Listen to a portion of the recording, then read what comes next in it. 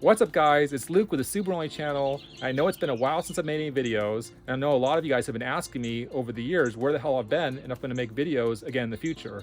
Well, I got news for you. I'm definitely going to continue making videos. I've actually been making videos, and I'm going to give you an update on my life, where I've been the last couple of years, what I'm doing in my life, and I'm going to give you an update on this 1998 2.5 RS with a swapped EJ207 in it in this video.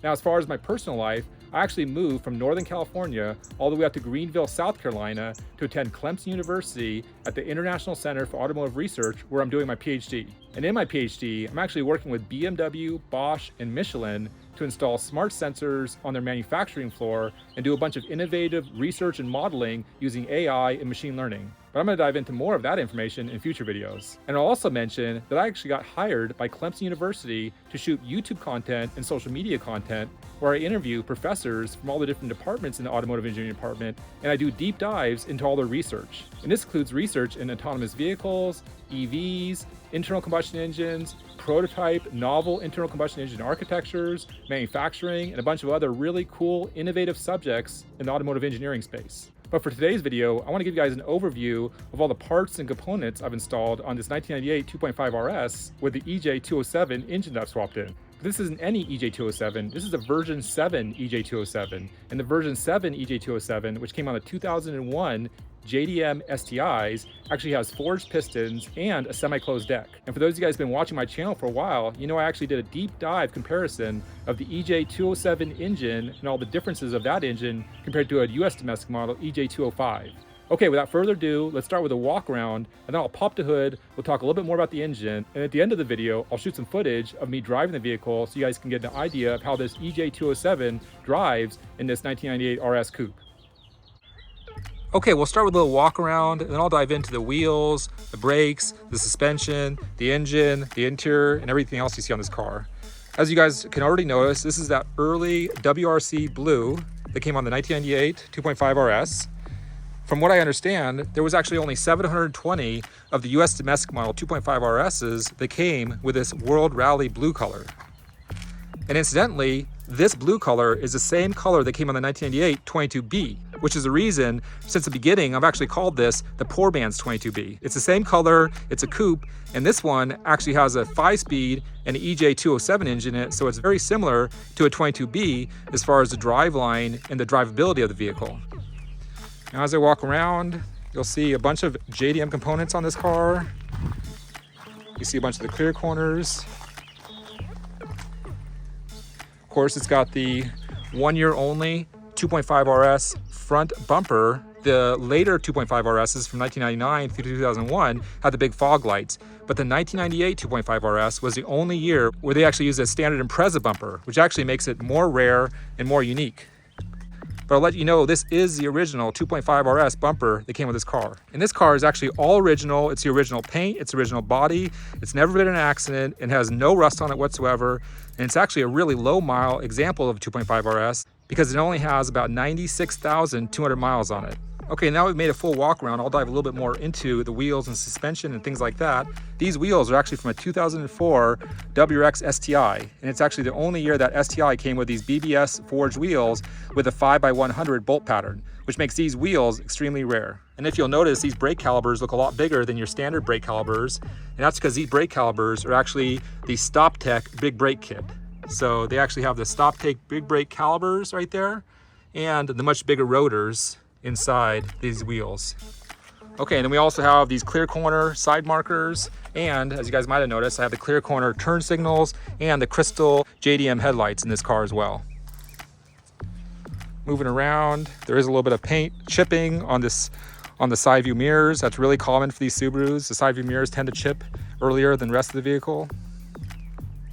Of course, one of the things you get on the 2.5 RS is the painted door handles. This is a factory original thing that distinguishes the 2.5 RSs from the standard Imprezas and Outback Imprezas. Okay, moving to the back, this actually has the two pots in the back, and the two pot referring to the brake pistons inside the caliper. So the rear ones have two brake pistons on either side, which means these are a fixed caliber design rather than a sliding caliber design. And the fronts, if you have the four pots, those would actually be four pistons two on each side, and it's also a fixed caliber design. The fixed caliber brake design is actually much more efficient and a much more positive pedal feel for braking than a sliding caliber, which is a cheaper option that they use for cheaper models. Okay, walking around. Of course, it actually has a spoiler right here, the standard spoiler. These are actually the clear corner JDM tail lights. This is a rare OEM JDM option, and I actually bought these new off of a Subaru dealership that I got here in the States. Okay, and then continue to walk around here. As we can see on the front, this side view mirror also has a little bit of paint peeling on it. And as we move over to the front, there's a little bit of, somebody actually put a sticker on the front of the car many years ago. So there's kind of a faint outline where the sun has faded the material around it, where you can see Subaru right here. And then there's a little bit of clear coat fading right here, and a little bit of clear coat fading right here. You can only see when you look up close. Overall, the car does have relatively nice clear coat on it. The hood also has a little bit of clear coat fading as well.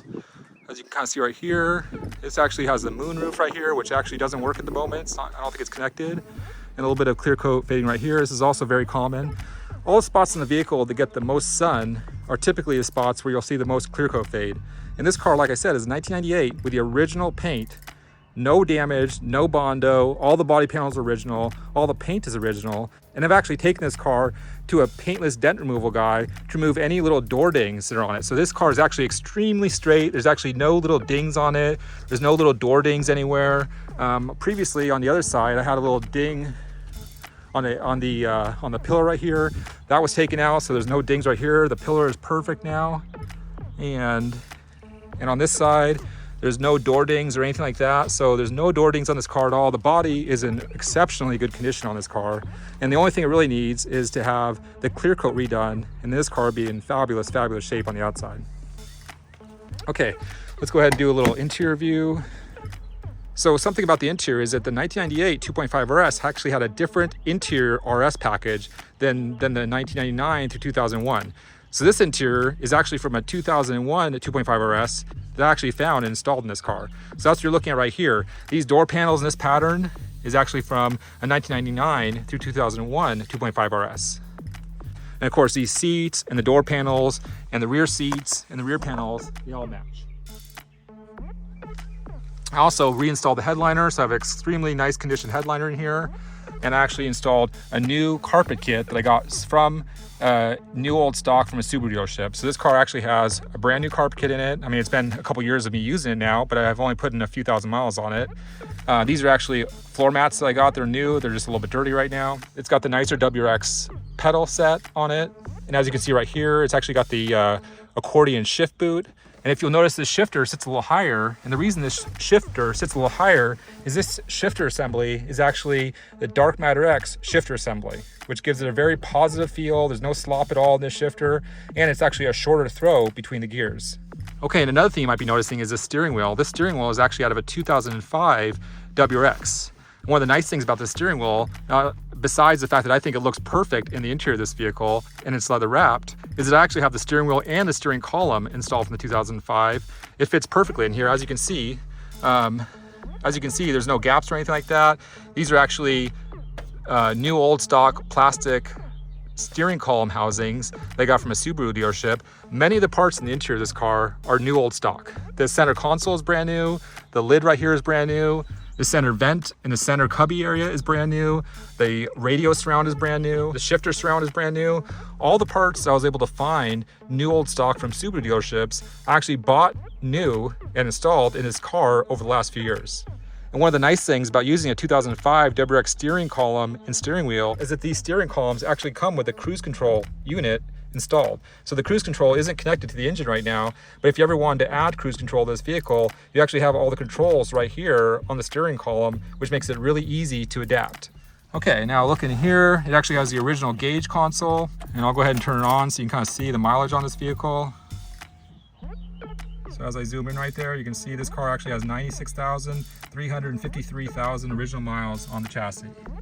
That's the original cluster that came with this car, brand new. Okay, let's go ahead and pop the hood and talk a little bit more about the engine. Okay, I've actually installed these hood struts, so there's no hood prop needed. You actually have the hood struts that holds the hood completely upright, which gives it better access and easier work on the engine bay. One of the first things you'll notice is this powder-coated red STi intake manifold.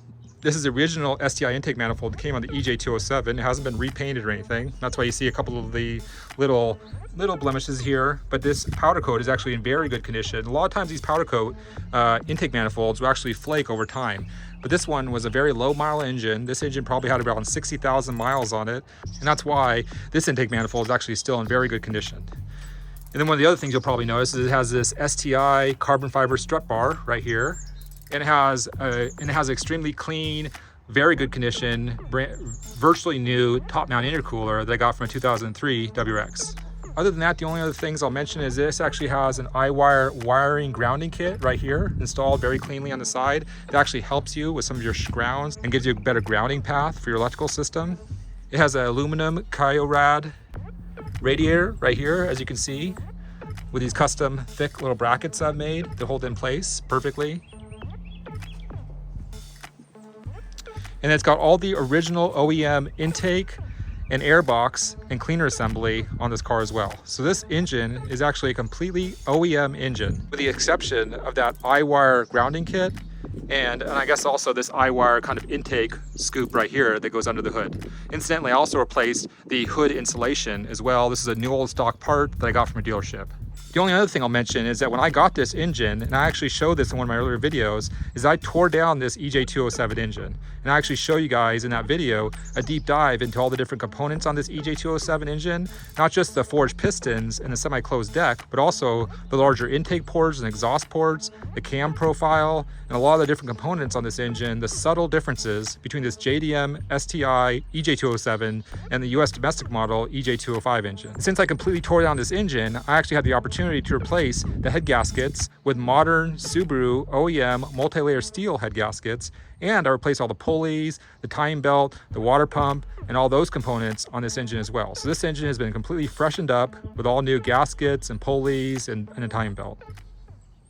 Okay guys, and for the final part of this video, I'm gonna go ahead and fire up this engine and give you guys a little test drive and a little in-car footage of driving this car with the EJ207.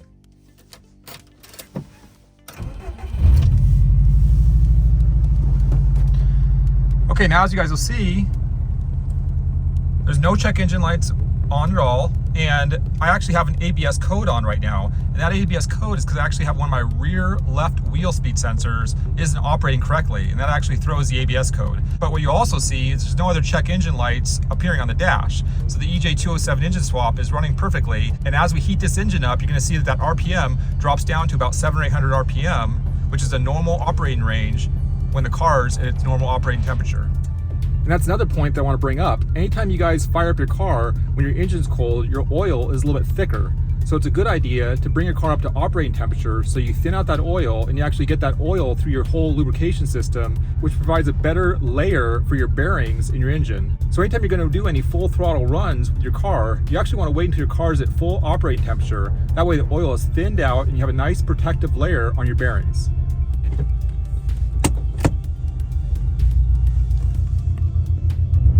So like I said, I'm going to drive this car for a mile or two to warm it up to temperature before I do any full throttle pulls for you guys.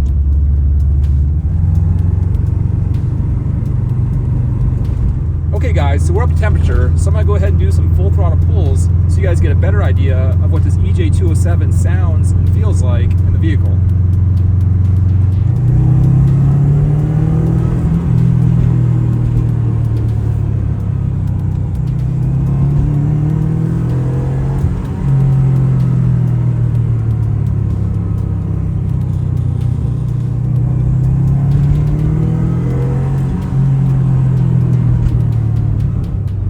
EJ207 can easily spin up to 7,500 RPM. I typically bring up to about 6,000, 6,500 RPM, which is a much safer range for those valves and to avoid any kind of valve flow.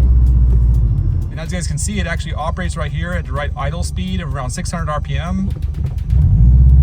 And I'll bring it up to the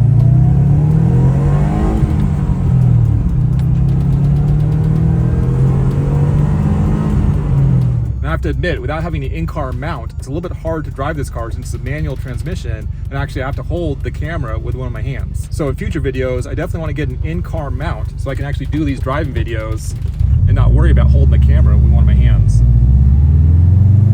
Okay, I think this is a good angle where you actually see the road ahead of me, and you can see the gauge cluster and the RPM range and the mile per hour and everything like that on the engine.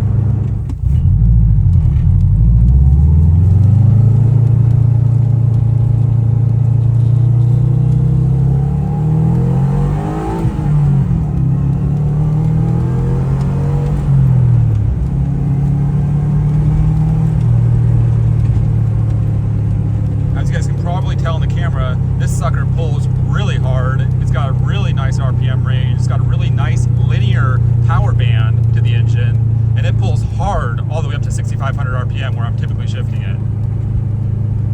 And then of course those STOPTECH Big Brakes on the front and the 2 pistons in the back provide really good braking power with this vehicle. I gotta say, overall, this is one of the best handling cars and one of the nimblest driving experiences I've ever had for any car I've owned. This sucker just drives beautifully. One of the things I didn't actually mention earlier in the video was that I actually have 22B struts on this car, which are Bilstein inverted struts with the 2.5 RS coils on it. So the car sits at the factory 2.5 RS height, but it has those Bilstein inverted struts on it, which are the same struts that actually came on the 22B. Okay guys, now is the in-car driving footage. I hope you guys got a good sound and feel for how this EJ207 spins up and what it drives like in the vehicle.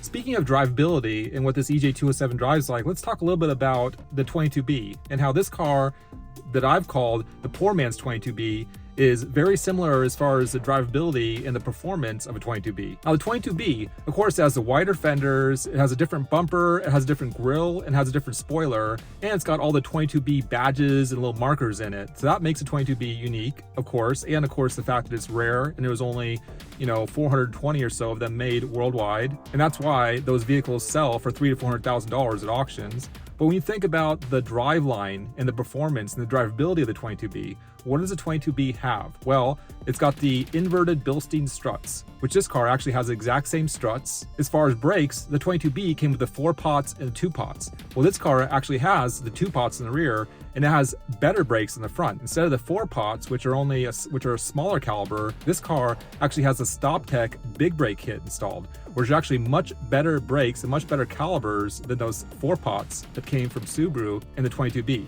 And then, as far as the engine and the transmission, the 22B, of course, had the 2.2 liter turbo engine, which is actually underrated from the factory. It probably made more horsepower than they rated at, but that was a 2.2 liter running your typical range for turbo boost, probably in around the 15 PSI range. Well, this engine is the EJ207. So even though this engine is a 2 liter engine, it's got the 207 architecture, which means it actually has a better camshaft profile, larger ports for the intake and the exhaust port, and it has the forged pistons and a semi-closed deck, which I believe the 22B had also. So this car has a very similar turbo engine design and turbo power plant as well. And then of course the 22B had a 5-speed transmission, and this car has a 2004 WRX 5-speed transmission. So this car actually has a very similar engine and transmission setup that the 22B had as well. And since this is a version 7 207, you could easily put a bigger turbo and bigger injectors, and then have the ECU remapped to take advantage of that bigger turbo and those bigger injectors. And this engine could easily make just as much horsepower or even more horsepower than a 22B. So overall, this engine transmission combination and the brakes and the suspension is actually very, very similar to the 22B. And of course, the 22B came in the World Rally blue color, which this one did, and the 22B was a 1-year only model that came in 1998, and this car is also a 1998. So in a lot of ways, this car is very similar to the 22B. And of course, the 22Bs go for $300,000 to $400,000, which is why I call this car the poor man's 22B. Because typically, one of these first-gen Imprezas in a coupe model with a good EJ207 swap in it will go for around $20,000, which is literally 1/10 to 1/20th what a 22B sells for at auction. Okay guys, so that's the video for today. I hope you enjoyed this walk around of my 1998 2.5 RS with the EJ207 swap, and I hope you guys enjoyed the driving shots and the driving footage of this EJ207.